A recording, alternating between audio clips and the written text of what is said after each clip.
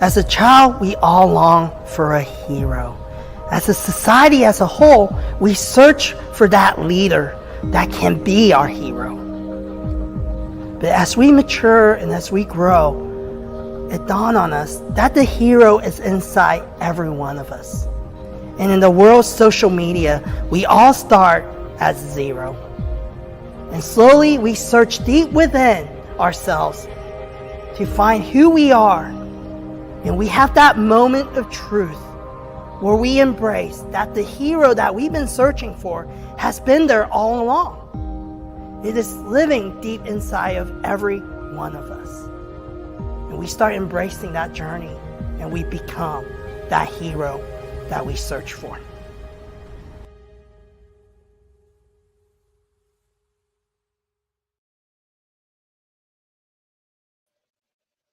All right. Hi, everybody. Thanks for coming and welcome to episode 14 of Zero to Hero. Today we have special guest Mr. Bill Brandmeyer, founding CEO of the ShareWaves Foundation, joining us. So, ShareWaves Foundation works with children in under-resourced communities to deprive of equitable physical activity, exercise, and high-quality sports experience. If you'd like to get involved, you can join Bill and KU head basketball coach Bill Self at the Blasters 2022 Battle of the Bays. It's happening October 20th at 5 p.m. at Topgolf in Overland Park, and tickets are available through their website at www.sharewavesfoundation.org/2022-blasters. Without further ado, I am thrilled to bring in Kevin Kwok and Bill Brandmeyer. Hey, what's going on, Bill? Hey, buddy, how are you? I just noticed I'm all red. I got the red going today. So, Yep. Hey, Chiefs Kingdom, right? Yeah, man, it was a great weekend, and Chiefs showed up on Sunday for sure. It was awesome, and if you're a sports fan, the power sports has to unify us as a community, and no better example of that than all of us cheering for the Kansas City Chiefs. But we're also excited about the KU Jayhawks and the K-State Wildcats, and Missouri almost knocked off the #1 team. So the Midwest is doing really good this year. I know. It's exciting stuff. I would love to see Mizzou play football against KU. I think that's a game everyone wants to see. I agree. Let's do it. So anyway, hey, let's go ahead and get started. So Okay. My first question for you, in a couple sentences, give me an elevator pitch about you and who you are, right? Yeah. Not so much the company, but just Sure. you yourself. I got you. I'm blessed. I always, when I interact with the community and community leaders, sharing my hope and dream of trying to transform young lives with the power of sports, I kind of lead in with this idea that I'm white privilege. I have experienced a lot of benefits of being a Brandmeyer, born into a family of 8 kids. My parents are just amazing people. My dad's a mega wealth generator, which is a unique opportunity for all of us to experience a really, beneficial life. But down at the core of who and what I am, I believe that those that are given a lot is expected, and taking the blessings and the privilege and the opportunities that are present in my life. I worked really hard. I still work really hard to take my time, talent, and treasure and apply it to where I can be of service, where I can make the world better. And it's funny. All my brothers and sisters kind of have the same way we're wired. We're all looking for ways to add to the community to make the community better. That's awesome. So tell us a little about ShareWaves. So ShareWaves is an idea that came from really a long history of me being involved in nonprofits. I've started a nonprofit in 2008 called KC Creative, and it was a marketing service provider for other nonprofits. We're a 501c3 ourselves, and we looked to acquire funding so that we could provide world-class marketing experiences for nonprofits that generally, nonprofits live in a culture of poverty. They don't think they can afford to do the things they need to do in order to be successful. they're always borrowing from Peter to pay Paul. They're always trying to do the shuffle game and try to make things happen. They ask their friends and neighbors and cousins and whatever to help. If someone gets a new camera, it's like, hey, come shoot a video, or do you know how to build a website, or always begging. And so we built a foundation, built an organization, a nonprofit public charity that would provide high quality marketing for nonprofits. And I did that for 8 years. And the best thing that happened, I realized that people want to give to causes. They don't quite want to give to marketing service providers. So, but it's true. I know. It's true.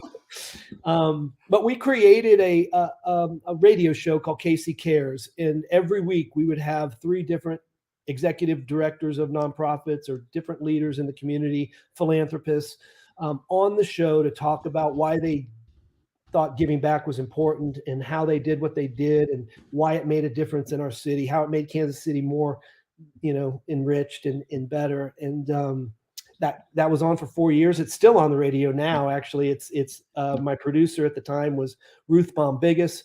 She is still a big community and activist and involved. She produces that show still. But I did 4 years and worked really hard, understood that the radio had a place, but that there was something different that had to happen in order for us to be successful impacting kids. And so I went back to 810 WHB, the radio station that allowed me to broadcast the Casey Cares radio show. And it was before podcasting, so no one really listened, but we tried really hard. I met 350 different nonprofit executive directors, so I got to meet everybody. I got to understand the nonprofit world really well. And finally, I just kind of lost energy and lost steam, and took about 4 years to figure out what I wanted to do next. I went back to 810, and I asked them if I could create a foundation that focused on youth sports, helping kids play sports, trying to level the playing field for the haves and the have-nots. And they were all about it. They just thought that their foundation that they had run had no direction and no cause. This gave them something to really wrap their arms around, to embrace, so that the whole organization, all of Union Broadcasting, participates in what we do at ShareWaves. And it's been a great partnership, and it's expanded outside of my relationship with 810. It's gone way beyond what I expected, with partnerships with nonprofits across the city and activation with a lot of great people that want to help kids and see that physical activity and exercise and sports participation is such a key to helping our kids stay connected and really regroup after what happened through COVID. So ShareWaves is an organization that is, a 501c3. We're a public charity. We raise money so we can give it away. We target the frontline kids out there that are suffering from neglect and really under-resourced, and really experience sports in some ways, but not the quality of sports that would really have major impacts on them. And we just try to improve their situations. And so that's what ShareWaves is focused on right now. That's awesome, Bill, because, from experience myself, right? A lot of Asians don't play sports. I grew up in Springfield, Missouri, and, went to, I don't know if you know anything about Springfield. It's very Caucasian, driven community. Yeah. And at the time, my parents, they're typical Chinese restaurant owners, growing up, and I wanted to play sports, but sports is expensive. Yes. People don't think about that. It costs money. And if you want to improve or even play at the elite level, like now, I have a 10-year-old and 7-year-old, and I was just having a conversation with Gino about, man, if you want them to play at that elite level, you can't just put them in the regular city, basketball or baseball. You have to have additional supplemental training, and that costs money. Yeah. And we've created a pay-for-play model with youth sports. There's no regulatory or jurisdiction. There's no guidance. There's no. It's kind of the wild west when you come to youth sports, and how they develop. And you have champions of different sports that that really drive participation and drive engagement. But it is expensive. And what happens in the whole landscape of youth sports is the kids that want to play different kinds of sports that live in a well-resourced area have access to lacrosse and baseball and hockey and golf and tennis and some of the country club sports, swimming. Kids in under-resourced poverty areas, and really kind of across the racial divide, they're stuck playing basketball and soccer mostly. If it is far too expensive for them to participate in any other sport. There is no lacrosse in your city, and that's not that doesn't go unrecognized from the people that run the lacrosse leagues. Some of the best people in youth sports run lacrosse leagues, and they know that they have it's an all-white sport, and that that's how it is, because it's a $500 entry fee just to get the right equipment on the kids, and then the whole thing kind of ladders up from there. So we've created the problem. Parents are driving kids to try to achieve through sports some of the life mile markers that we all kind of see as significant. Everybody realizes that participation in being on a team is good for a child. That doesn't go argued, but we find ourselves really creating a disadvantage for a huge group of kids just by zip code, just by where they're raised. And we need to find ways to give kids a higher quality experience. I call it a life experience, because it doesn't actually necessarily have to be that they engage with sports. It just so happens that sports is a very safe, very easy way to give kids an invaluable life lesson, a life full of lessons, an experience full of life lessons that will broaden them in and change their trajectory of who they are going to be when they become a hero as opposed to the zero. And it just kind of bringing it all full circle. Hey, it's awesome. It's all the radio shows. Yeah, baby. Yep. So yeah, it's so true. I mean, I played basketball, when I was younger, and I think sports does make a difference. I did the martial art thing, and it just gives you a different mindset, right, and perspective on things. And also the discipline, you see kids who, play sports, when they become adults, they have kind of that self motivation, to keep going. Yep. Yeah. Well, yeah. I mean, there's a litany of great things that happen when a kid engages with sports.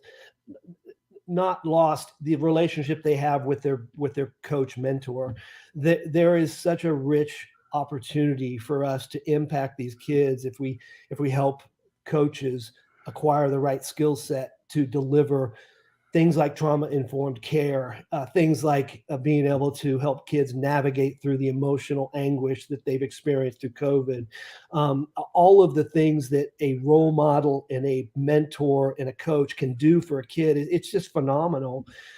So that's one of the things that ShareWaves is trying to invest in, is helping train quality coaches and bring about a great delivery of life skills through the power of sports. And if you think about our organization, the way we're structured, because we're connected to a radio station, we have access to their airwaves, thus the name ShareWaves.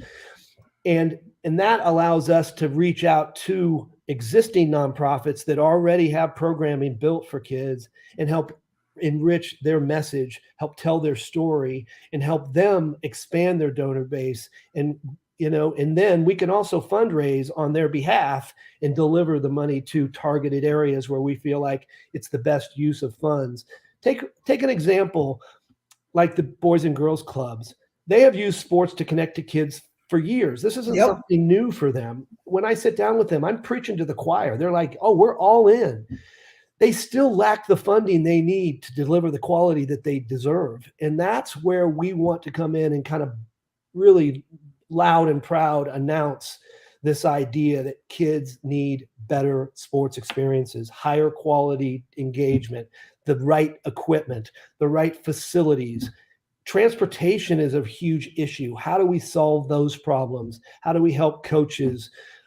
There's just a large amount of opportunities for ShareWaves to engage with the youth sports community to help enhance it and then bring about more participation for kids.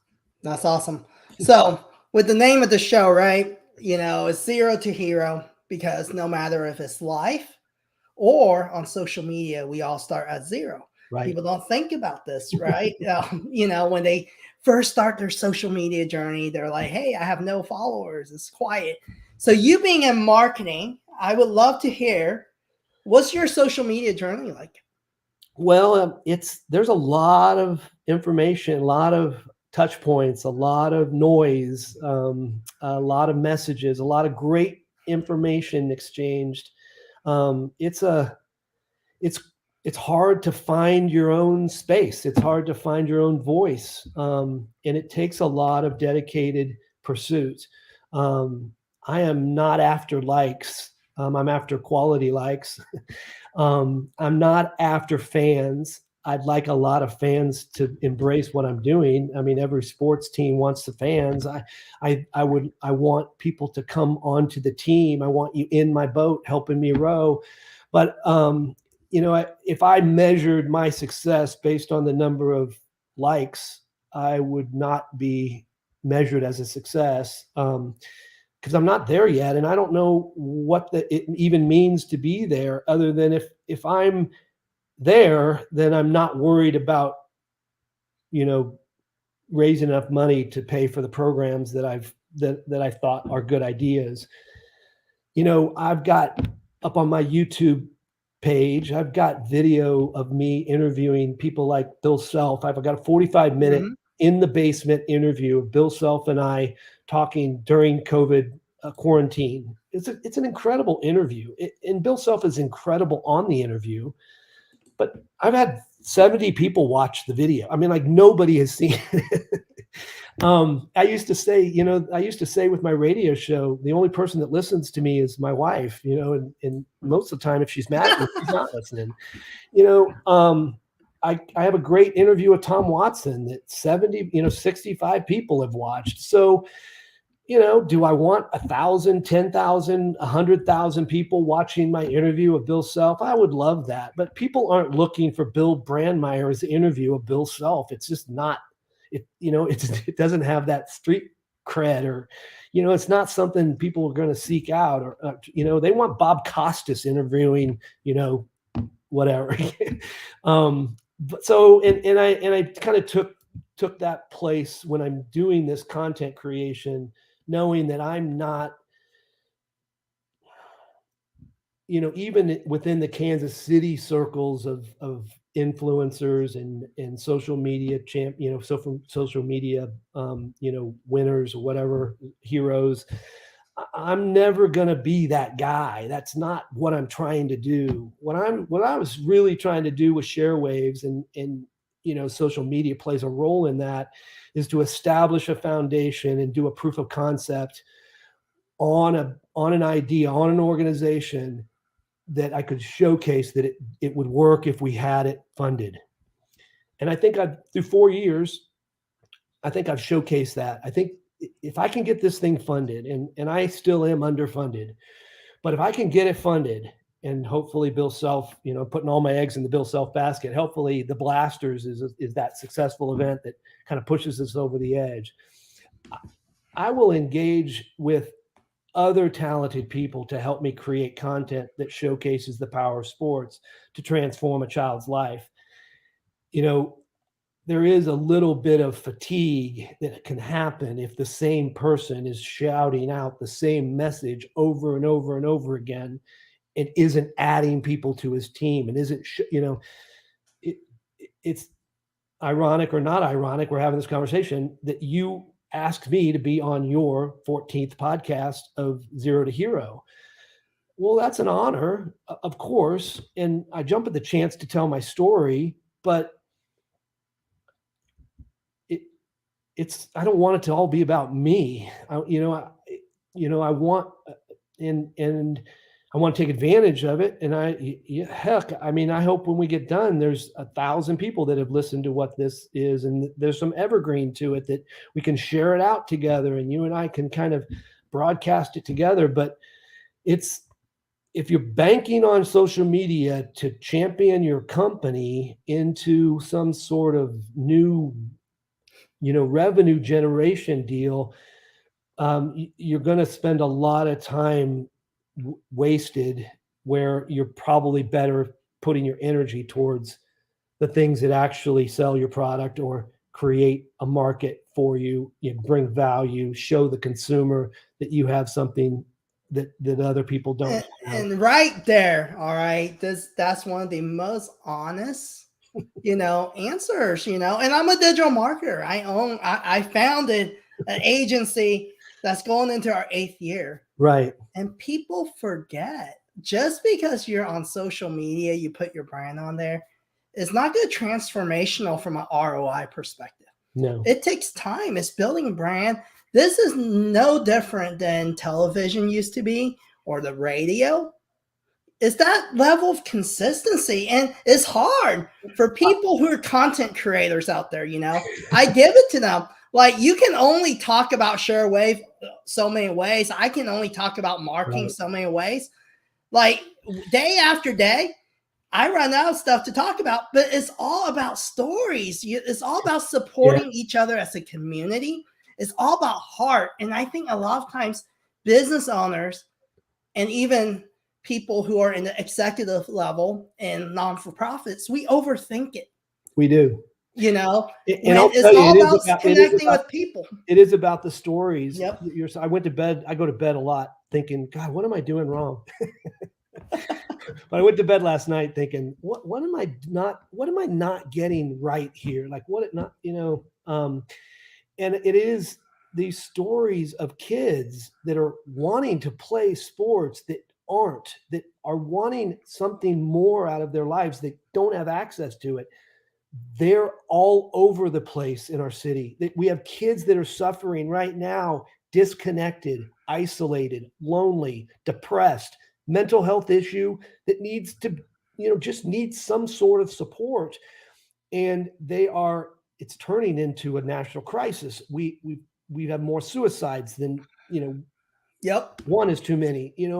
We have kids that are suffering with depression that don't have any support outlets. There's not enough psychologists to help serve the need. And sports can play a role in helping kids recover and heal and thrive and engage and be socially connected and be secure. It's not the panacea. It's not going to solve all the problems, but it is an environment of safety that kids can engage with that will help keep them part of this, this culture moving forward, this society that we're trying to build and trying to fix and trying to change and trying to heal and trying to grow and trying to, find where we're common and where we can make this world better. That's what ShareWaves is trying to do, is push kids into safe spaces where they can thrive and heal and connect and be better. So, okay, every superhero has a defining moment. So what is yours when it comes to life and career? I mean, I feel like I'm constantly going through defining moments. That's awesome. I've been sober for 25 years. Certainly the night that turned my life around is a story to be told. And, something that I celebrating my birthday and thinking that I can drive and not be coherent, and finding myself in a think tank is what I call it, but it was actually a drunk tank. 15 hours. I'm 30 years old and I live in Denver, and I'm just in the middle. And I had experienced recovery before. I had gone through a drug and alcohol rehab when I was 21, so I knew about it. I knew what it was all about, and I had this kind of moment of clarity, or what they call a divine intervention, where I was just like, I'm not supposed to be here. Why am I here? And I fully submitted resubmitted or recommitted to a recovery program. I came home from Colorado and moved back to Kansas City, went to work for my dad at our family business, and became a marketing person, and stayed sober and worked a program and did the things that you're supposed to do in order to achieve sobriety. And I would say that would be the defining moment of my life. It definitely sent me into a path where I met my wife back here in Kansas City, and we've been married for 23 years, and we have 3 incredible kids, and I helped build a business that was sold in 2008, and I got to experience the benefits of that experience, and that exit was huge for me and my family. And it has carried me into the rest of the career that I've experienced, where I've tried to help people with my marketing expertise. That's awesome. So, what are the attributes you define as a hero? Honesty, integrity, and authenticity. I think the one thing that I don't have a ton of regrets when I look back through my life. Like I said, I'm super blessed. I'm white privileged. That doesn't mean I haven't had challenges, but even in sobriety, I struggled with being honest with some of the parts of my life that you don't want anyone to see. And we all have our secrets that we carry. And there's certain moments in life where you have to reveal yourself. You have to be true to your wife. You have to be true to your business partners. You don't have to be true to everybody, and everybody doesn't have to know that I have little demons that I deal with. But you can't live a life and have no one know. You have to expose it to at least a therapist, or at least someone that can help you understand how to remove that and deal with that. So those are the things that I kind of hold to. I think discipline is critically important. So I've named 4 so far: honesty, authenticity, integrity, and discipline. That's probably a good list. No, that's really good. So, before we end our show, if you had to choose one superhero, who would it be to represent yourself that you can relate to?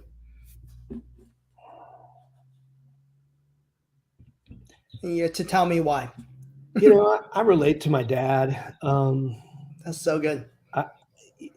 He struggled with some of the same things I struggle with. Sins of the father, I think, gets handed down to the son. He is, the epitome of success, the American dream. Made sacrifices and for his family, and really changed healthcare with a product that revolutionized the way skin is prepped, and the product that we brought to market as a family is saving lives throughout the world. And it's a story that doesn't get told, and people don't know it, but it's really real. And we sold the business 2008. It's gone on to be a blockbuster product for cars. What's the product? It's called ChloraPrep. Okay. Antiseptic skin prep. It replaces iodine and alcohol, and it just kills bacteria better than anything else out there. And hospitals have been adopting it for all of their skin prepping needs for the last 15, 20 years. And it's now established itself as the primary skin prep in healthcare. That's so cool. Yeah. Man, that's amazing. And I mean, you have so many golden nuggets, right? I think one thing is we all do have our demons, right? And I think a lot of people they struggle with it. A lot of people struggle it all their life, because they want to keep it hidden. And sometimes it's a relief when you share it with someone. Yeah, and they're like splinters; they fester. You can't really ever keep them hidden, and they do play out in your life. So, bringing them into the light, shining the light on them is critically important. And there are a lot of resources for people to get help. I participate in my mental health process by going to a therapist. I'm not afraid to let people know that I have some mental health issues that I deal with. I'm ADHD out the wing wang. I mean, I can't stay focused unless I'm, either on a lot of coffee or get my physical activity in every day. And, I think that we all need to embrace the idea that we're all just a little broken and we all need help, and don't be afraid to ask. So, what's the best way for our audience to follow you and connect? LinkedIn has been the primary place for me personally to post my thoughts and energy and put information out there regarding what I'm trying to get accomplished, which mostly I share studies and stories about what is happening with our kids. So if you follow me on LinkedIn, you'll see a lot of the current writing about what kids are experiencing coming out of COVID, and what it means to be physically active and engaged with sports, and what it means to be mentally have mental health benefits of physical activity and exercise. I had an Instagram account at one point. ShareWaves has Instagram. We use that as our way of delivering our information to people. We've got a Facebook page. Twitter is just still kind of a place where, I don't really feel like people care what I'm thinking here at the moment, but maybe if I tweeted more often, they would. I don't know. But really the best way to engage with us and ShareWaves is through LinkedIn or Instagram or Facebook. And on October 20th, join Bill, 5 p.m. Top Golf, right? Yeah, the Bill and Bill Yep. Show. This is the third year we've done the Blasters. We were lucky enough to have Tom Watson at our event last year, Bill Self this year. Super blessed and lucky. It's an incredible night. We're going to have a lot of kids there this year. I feel like last year I didn't quite get the kids that I wanted there. So we've invited the Girl Scouts to bring kids. Chris Harris from Harris Park is going to bring some of his kids that participate in his activities at the Harris Park, which is incredible. If you haven't heard about Harris Park, just look it up. It's really cool. We're going to have big brothers and big sisters, big time. We're going to have bigs there with their littles, all enjoying golf and getting to meet Bill Self and a lot of the other celebrities that'll be there. 810 will be there in full force. And it's just going to be a huge night. And it's a competition too. So if you're a good golfer, come win the prize, because we're going to do the Battle of the Bays competition is a 5-man scramble, each bay against each bay. And then the individual Blasters champion. So far, we've had some really good golfers come and try to win that thing. The first year we had Robert Streb, which is a PGA Tour golfer. Kevin Ward is going to be big there. We've got a lot of important people coming, and we need people to buy tickets and come. So that's awesome. So people, go to the website. It's listed below. Sign up, buy some tickets, show up, ShareWavesFoundation.org. And I appreciate you taking out your lunchtime, right? Yeah, to just join us. So thank you, Bill. No, I've been watching you for a while, Kevin. The work that you do is really powerful. I didn't know that you had 8 years of history with your marketing company, but it goes back to exactly what you said, Bill, right? You can post, right? But there's just so much. We live in a world full of noise, right? Right. And it's selective hearing, right? You kind of select what you want to see, what you want to see. But it's that consistency. I mean, we started out 2 years ago. I mean, it's 7 now, right? It was crickets for 2 years. And we just keep doing these things. And I built a company out of it, and we're still here, right? Yeah. And it's funny how social media works. People just don't understand. It's not pay to play. It's not, you got to be consistent. No, and you can't make anything go viral. You can't make anything, people watch, you can't make them. And that's one thing that as marketers, you have to understand is that the feedback that you're getting could be it's just as important to understand that no feedback is feedback. There's a problem that only 70 people have watched my 45-minute interview with Bill Self. Now, that's my problem. I don't know how to figure it out. I hope that as I gain inertia and as I tell my story with people like you, and you're so gracious to give me time on your podcast, that I can begin to build enough inertia so that when I post a Bill Self interview, people are like, oh, Bill posted Bill Self. I got to watch Bill Self, but I can't make you, and so but that doesn't mean I'm not going to try to do a Bill Self interview. If I get a chance, I'm going to do it, and I'm going to put it out there, and you just got to see what happens. So slowly but surely. Now I did a Tom Watson interview, helping him tell his story about the Watson Challenge this year, and that got shared to Indian Hills Country Club, which was the host of the Watson Challenge, and they shared it out to all their members, and so 450 people watched my almost commercial with Tom Watson. Well, that's good. That's the best I've ever done. 450 people watched my Tom Watson Challenge interview, but that was attached to his event, and that's his cred. That people weren't watching because Bill Brandmeyer posted it.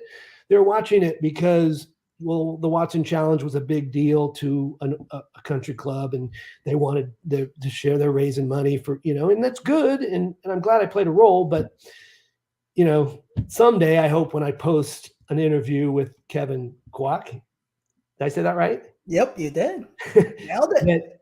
that just like walk with a K. Yeah, Kwok. I knew that people are going to want to go watch that. So hopefully someday that's what ShareWaves is putting out, that kind of content. No, and I think the key point is, with anything like sports, right? It's all about consistency. Yeah. And it only takes one opportunity and for your whole life to change. And that's something you have to remember. Like, right. Sometimes it doesn't make sense. I mean, I can see it from an agency perspective. We had one connection that really changed the trajectory of our agency, and it changed everything. And then 8 years later, we're still here. So I think that's one of the key things people forget, is not always about being viral, connecting with the most people. No. It's connecting with that one opportunity that can be a game changer. And it might not be financially. It might be in your marriage. It might be a friend that you connect with that'll change your life.